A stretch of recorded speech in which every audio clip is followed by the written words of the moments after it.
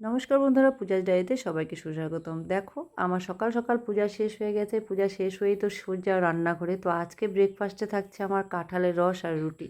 তো আমাদের বাড়িরই কাঁঠাল গাছ, প্রচুর অনেক কাঁঠাল হয়েছিল। তো কি করব, তো রস করে নিচ্ছি। তো রসটা ভীষণ খাটনি, তাই না বলো? যে যে করেছে সে জানে রস করা কত খাটনি। এরকম রস করে এখানে আবার এই যে ছাঁকনি দিয়ে ছেঁকে নিতে হয়, না হলে ওই যে দানা দানা মতো থাকে। তো দেখো, এটাকে ছেঁকে নিয়ে রেখে এখানে আটা মাখছি। ভাবছি আজকে লুচি টুচি আর করবো না, আটা মেখে। কেননা সকালবেলা খুব তাড়া থাকে, আমার ডিউটি থাকে, 9টার মধ্যে বেরিয়ে যেতে হয়। রান্না টান্না কিচ্ছু করতে পারি না, ভীষণ কাজের চাপ হয়ে যায় আমার। যতই সকালে উঠি না কেন, রান্না করাটা চাপ হয়ে যায়। তো নাস্তা টাস্তা করতেই দিকদারি। তো দেখো, এখানে আটাটাও মেখে নিয়েছি, মেখে আটার রুটি বানাবো। গরম গরম রুটি দিয়ে অবশ্য ভালোই লাগে, বলো? তোমরা কে কে খাও এরকম অবশ্যই জানিও, কাঁঠালের রস দিয়ে রুটি। তা আমি খাই, আমি মোটামুটি খাই, অতটা ভালো লাগে না। তো পেট ভরার জন্য তো খেতেই হবে, কেননা সকালে এটুক না খেয়ে গেলে 2টো অবধি থাকা আমার পক্ষে সম্ভব না। তো দেখো, এখানে রুটি, চা, লাল চা, দুধ চা। তোমরা তো অনেকেই জানো, যারা আমার ভিডিও দেখো, দুধ চা খাই আমি। তো দেখো, এখানে খাওয়া দাওয়া সেরে বেরিয়ে গেলাম কাজের সূত্রে। সময় হয়ে গেছে, তো এখানে তালা মেরে নিয়েছি, কেননা তালাটা ভালো করে মারতে হয়। আশেপাশে লোক সেমন নেই, তো তালাটা ভালো মতো, আর বাড়িতে কেউ না থাকলে বলো, তালা তো মারতেই হবে। তো এখানে দেখো, তালা মেরেই রওনা দিলাম স্কুলের দিকে।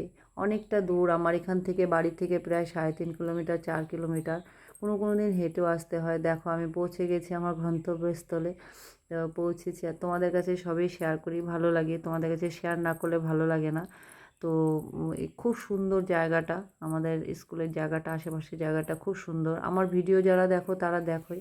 তো দেখো, এখানে স্কুল সেরে আবার বাড়ির দিকেও রওনা করছি। রওনা হয়ে দেখো বাড়িতেও চলে আসলাম। বাড়িতে চলে এসে আবার যুদ্ধ শুরু। কি করব বলো, খাওয়া তো লাগবেই। দুপুরে রান্নাবাড়ি হয় নাই, সকালে সমস্ত কাজ বাজ ফেলে রেখে গেছিলাম।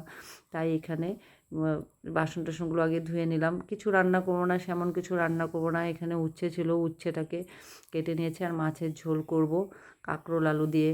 গাছের কাঁকরোলটাও গাছের, কিন্তু সেরকম ধরেনি বলে তোমাদেরকে দেখানো হয়নি। তো আমি কাঁকরোল দিয়ে কোনো দিন মাছের ঝোল খাইনি, আজকে খাবো বলে রান্না করব।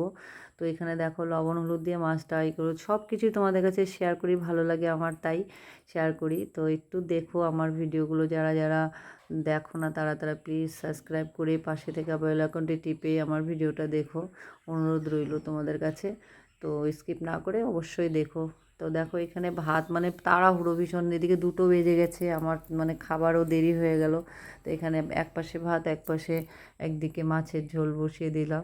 তো এখানে করলা আলুটা মানে ভাজা ভাজা হবে, ভাজা হয়ে গেছে করলা আলুটা। তো এখানে মাছ ভাজা করে এখানে মাছের ঝোলও করবো। এই কাঁকরোল আলু দিয়ে কে কে মাছের ঝোল খাওয়াবে অবশ্যই একটু কমেন্টে জানিও।